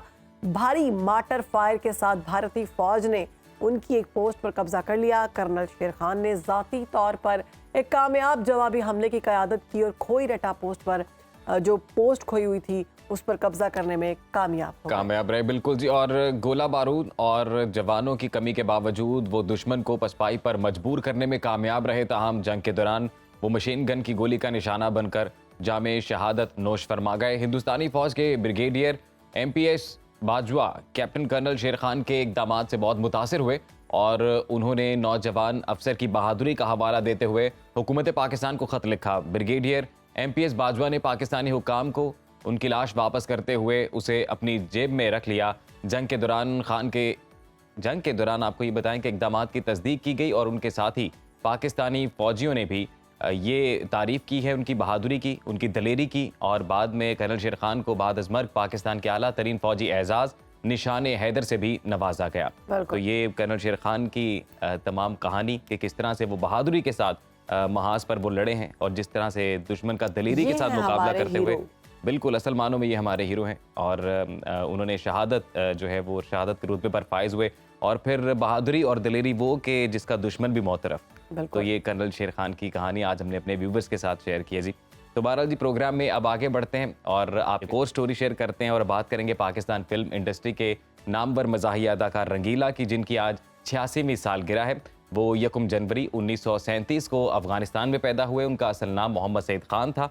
अमली ज़िंदगी का आगाज़ बॉडी बिल्डिंग से किया और इस अजीम फनकार ने शुरू में कई फिल्मों के बोर्ड तक भी पेंट किए और फिर स्टेज की राह इख्तियार कर ली और फिल्मी करियर का आगाज़ इन्होंने 1958 में फिल्म जट्टी से किया। और 1969 में रिलीज़ होने वाली फिल्म उनकी जो थी तूफ़ान, उसमें बेहतरीन मज़ाहिया अदाकारी उन्होंने की। उसके साथ साथ वो राइटर भी थे और गुलकार भी थे, डायरेक्टर भी थे, प्रोड्यूसर भी थे। आम तौर पर आवाम के सामने आए और अपनी काबिलियत मनवाई उन्होंने।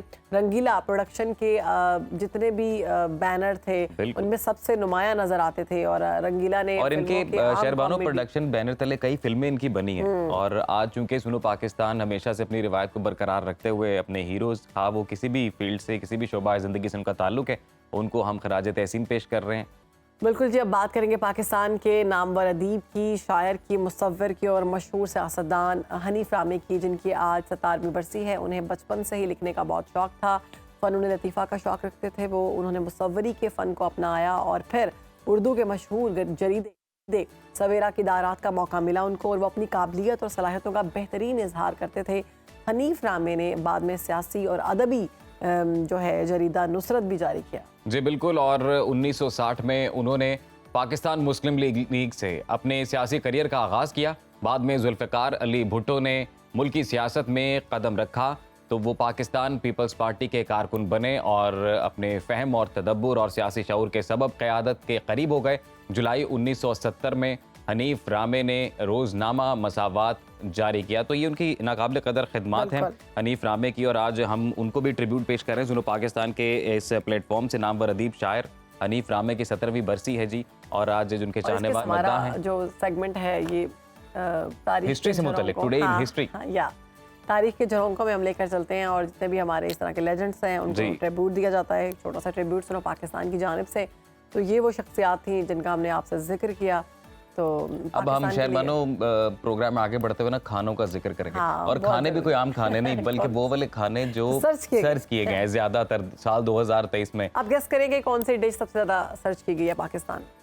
मैं बताऊं, मेरे ख्याल से होगी कढ़ाई या बिरयानी। हाँ, सब लोग ये समझते हैं, मैं भी ये समझी थी, लेकिन ऐसा नहीं है। नमकीन गोश्त पाकिस्तान में सबसे ज्यादा सर्च किया गया है।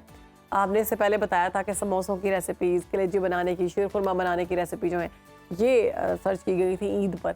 लेकिन जो पूरे साल की सर्चेज निकली हैं सबसे जो टॉप सर्च आई है वो नमकीन गोश्त बनाने का तरीका है और वो पाकिस्तान की जो है ना लिस्ट में ये बिल्कुल। और इसका ट्रेंड भी मैं अब देख रहा हूँ कि पंजाब वाली साइड पे ना बिलखुसूस बहुत बढ़ता जा रहा है। नमकीन जो गोश्त है उसका लजीज और आसानी से ये तैयार होता जा रहा है पाकिस्तान। पंजाब वाली साइड पे बिल्कुल पहले इतना नहीं था। पहले तो कैसा खानी पेशावर का ये मशहूर सौगात समझी जाती है। बिल्कुल। और वहाँ पर जो लोग इसको पसंद करते हैं। दुम्बा जो है वहाँ का बड़ा मशहूर है। स्पेशली लोग वहाँ पे जब जाते हैं घूमने फिरने तो वहीं से खाते थे। और अब हमने देखा है कि पंजाब में और बिलखसूस लाहौर की जब आप बात करते हैं तो लातादाद ऐसी जगह हैं जहाँ पर मुख्तलिफ रेस्टोरेंट्स जो हैं वो अब आपको नमकीन गोश्त बड़ी आसानी से प्रोवाइड करते हैं। और इसके साथ साथ लजीज और आसानी से तैयार होने वाले स्नैक्स जो हैं, चिकन स्नैक्स, उसके बारे में भी बहुत सर्च किया गया कि चिकन स्नैक्स कैसे बनाए जाएं। रोल बनाने की जो तरकीब है उसके बारे में कहा गया। रोल के लिए भी तरकीब चाहिए होती है कुछ सोचने चाहिए होती है ना, बहुत नई आप तो अच्छी कुकिंग करती हैं, आप बता रहे थे कि बड़ा आसान है बनाना। हाँ, खाना बनाना बहुत आसान है लेकिन ज़ाहिर देखना पड़ता है, सीखना पड़ता है। अब तो बड़ा आसान है, आप मोबाइल उठाएं, आपको कोई भी रेसिपी समझ में नहीं आ रही, 3-4 रेसिपीज देखें, उनमें से जो इंग्रेडिएंट्स क्या बोल रही हूँ मैं, बोला ही नहीं जा रहा, वो आपके पास मौजूद है वो आप लवाजमात कहते हैं लवाजमात, yes। और वो आप डाल के वैसे शहरबानो मशरूबात भी सर्च किए गए कुछ, और तरबूज का जूस वैसे जो है वो एक बड़ा ही खुशाइंद इजाफा है इस लिस्ट में, जिसने इस साल पाकिस्तान के जब हम देखते हैं झुलसता हुआ गर्म मौसम जब आता है तो उसमें एक ठंडक पहुंचाने का काम किया है जी तरबूज के जूस ने। और शीर खोरमा मीठे में वो डिश है कि जनाब जिसको सबसे ज़्यादा सर्च किया गया, और वैसे मुझे भी बहुत पसंद है। ज़्यादातर तो ईद के मौके पर ही बनती है घरों में, वैसे ज़्यादातर लोग अगर इसको पूरे साल में ही सर्च करते रहे तो उसकी मुझे समझ नहीं आई। वैसे आपको पसंद है शीर खोरमा? बहुत पसंद है मुझे, बहुत ज़्यादा, मेरा फेवरेट है। वैसे आप खाती हैं मीठा शहरबानो? मीठा बहुत पसंद है मुझे, लेकिन मैं बहुत कम खाती हूँ कि फिर वो बहुत ज़्यादा लग जाता है। तो लास्ट टाइम आपने ये शीर खोरमा और नमकीन गोश्त इकट्ठे कब खाया था? ये मैंने परसों।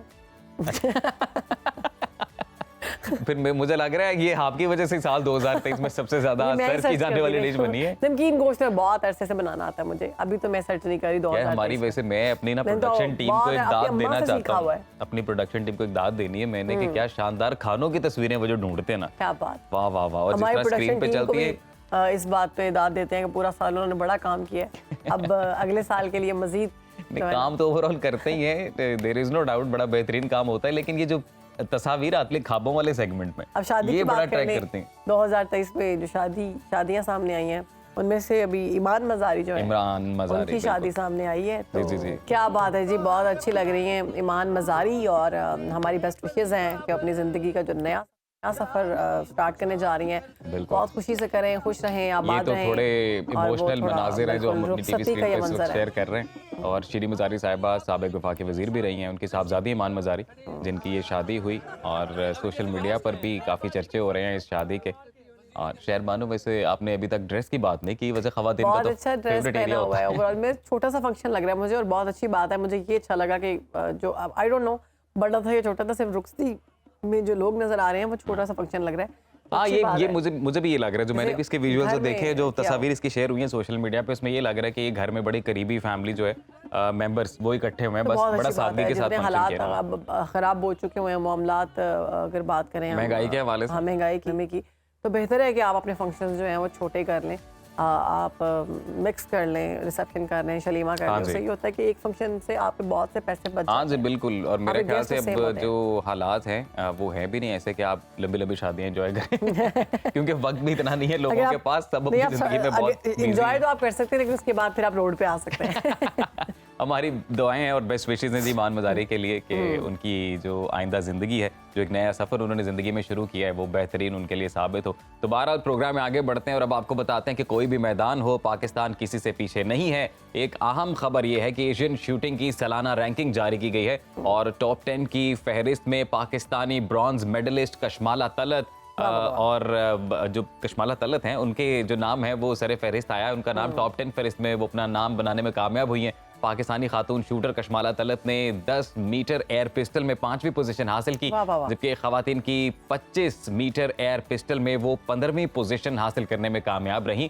कशमाला तलत ने इस साल एशियन गेम्स में 10 मीटर एयर पिस्टल में ब्रॉन्ज मेडल जीता और साथ ही किसी भी कैटेगरी में पाकिस्तान की बेहतरीन शूटर का एजाज भी उन्होंने हासिल किया है। और मर्दों की जब हम बात करें तो 25 metre rapid fire pistol category में GM बशीर साहब हैं जो कि 8वीं पोजीशन हासिल करने में कामयाब रहे हैं। और मर्दों की स्केट में उस्मान का नाम है जो 10वां नंबर लेने में कामयाब रहे, जबकि 10 मीटर एयर पिस्टल कैटेगरी में पाकिस्तानी शूटर गुलफाम का 14वां नंबर। क्या बात है जी, एशियन शूटिंग के टॉप रैंकिंग में पहली पाकिस्तानी खातून का एजाज हासिल करने वाली शूटर कशमाला तलत इस वक्त सुनो पाकिस्तान का हिस्सा है, हमारे साथ है। सबसे पहले तो आपको वेलकम करते हैं। कशमाला एशियन शूटिंग की सालाना रैंकिंग में आप टॉप रैंकिंग में पहली पोजीशन पर आए हैं, पहले पाकिस्तानी हैं, तो ये एजाज हासिल करने के लिए आपको कितनी मेहनत करनी पड़ी? जी मैं अल्लाह ताला का बहुत शुक्रगुज़ार हूँ और अपने वालिदैन का शुक्रगुज़ार हूँ कि उन्होंने मुझे सपोर्ट किया, मुझे इस फील्ड से इंट्रोड्यूस कराया। उसके अलावा मैं सबसे ज़्यादा अपने डिपार्टमेंट आर्मी का शुक्रगुज़ार हूँ जिन्होंने मुझे प्रॉपर ट्रेनिंग दी।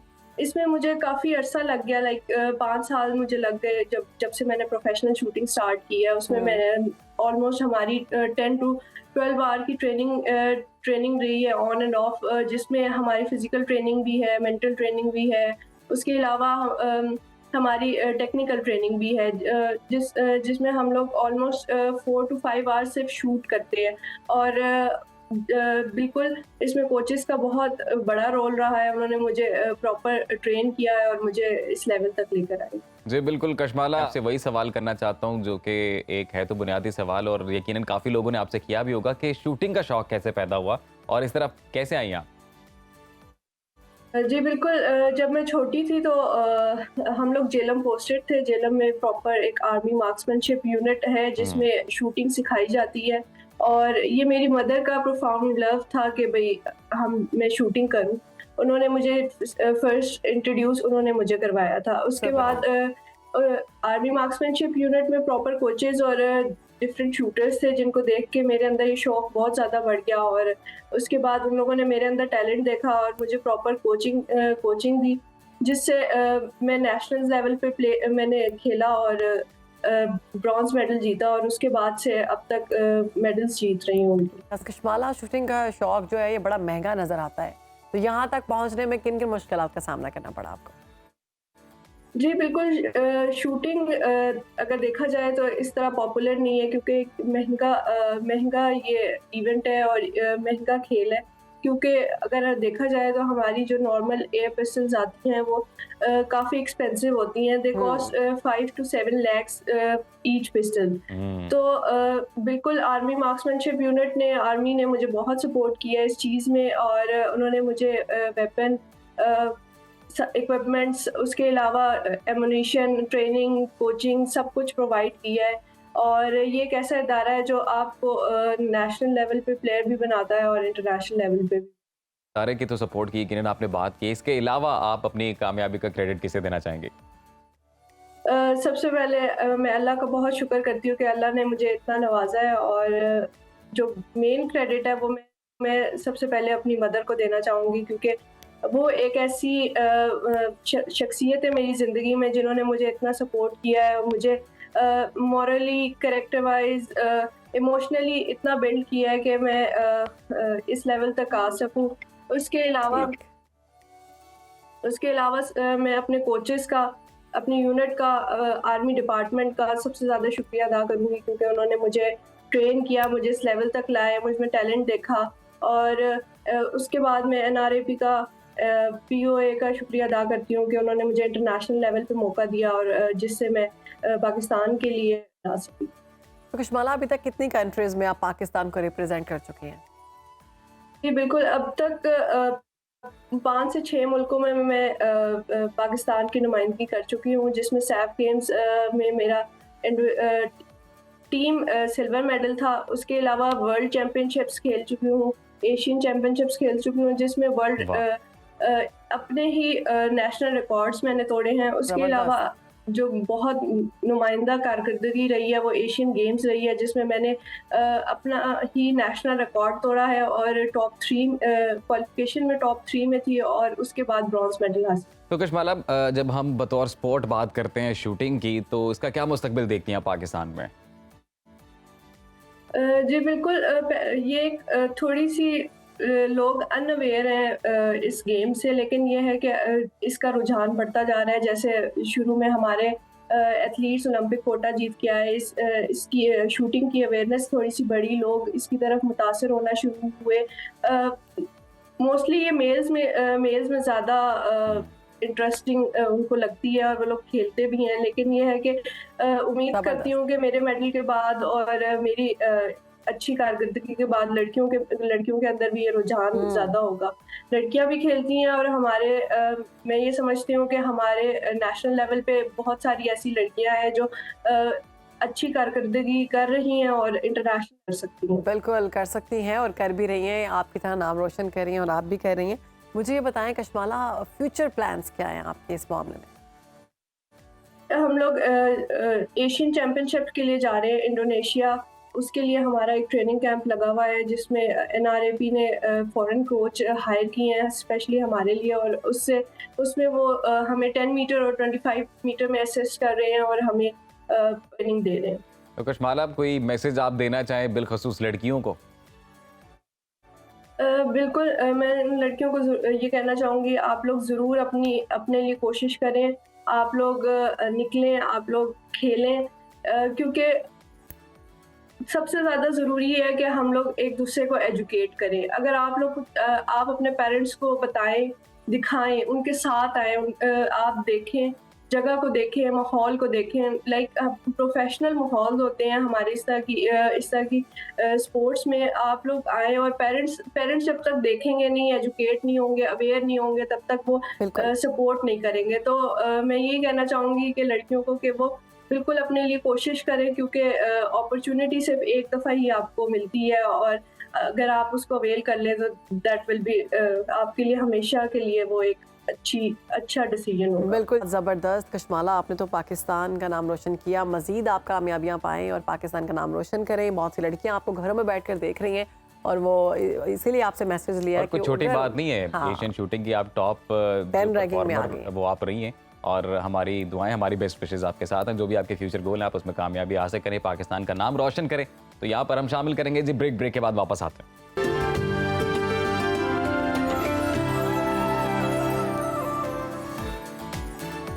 अब वक्त हो गया है हमारे फेवरेट सेगमेंट का, जो हमारे दिलों के सबसे करीब है। सुनो, हमारी जान है पाकिस्तान। तो आज हमारी जान है पाकिस्तान, तो आपको आज ही के दिन, पहले दिन पाकिस्तान की सैर करवाएंगे। और वो सैर किस जगह करवाएंगे? हम लोग आज आपके लिए चलते हैं वादी नलतर।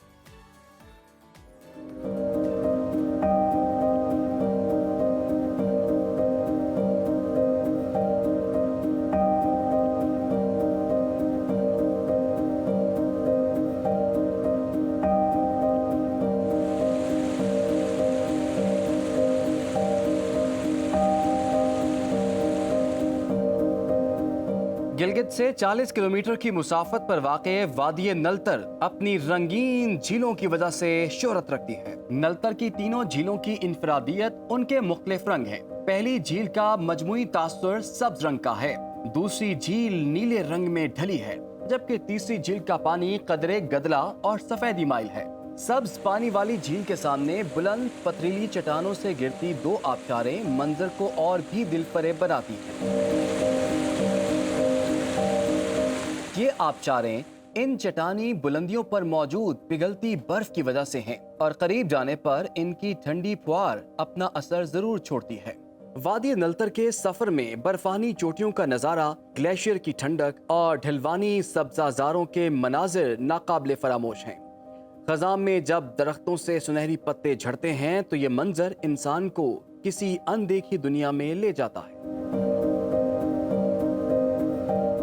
चीड़ के जंगलात से घिरी ये वादी दुनिया से अलग थलग और पुरसुकून जिंदगी का एहसास दिलाती है। गिलगित बल्तिस्तान की हसीन तरीन वादियां अगर सयाहों की जन्नत हैं, तो नलतर की खूबसूरत झीलों का मंजर भी अपनी मिसाल आप है।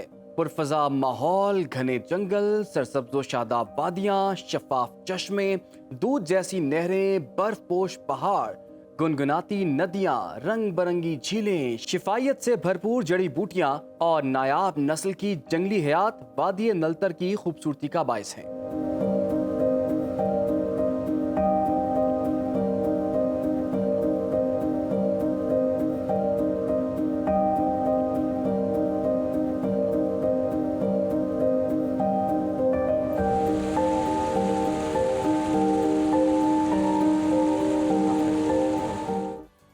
तो जी ये थी बड़ी खूबसूरत रिपोर्ट वादी नलतर की। हम आने वाले दिनों में आपको मजीद पाकिस्तान के खूबसूरत और पुरफजा मकामात की सैर करवाते रहेंगे। आज के प्रोग्राम से हमें इजाज़त है। बिल्कुल, नए साल के पहले प्रोग्राम से हमें दीजिए इजाज़त। इंशाल्लाह कल आपसे मुलाकात होगी नई स्टोरीज के साथ, नए गेस्ट के साथ। तब तक के लिए रखिए अपना और अपने प्यारों का ख्याल। एक दफ़ा फिर से हैप्पी न्यू ईयर। अल्लाह हाफ़िज़।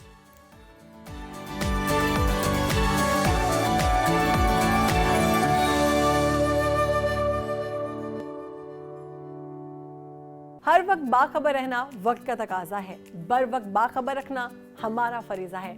अभी सुनो न्यूज़ के YouTube चैनल को करें सब्सक्राइब, बेल आइकन पर करें क्लिक और मुल्की और गैर मुल्की खबरों से रहें बाखबर, यकीन के साथ।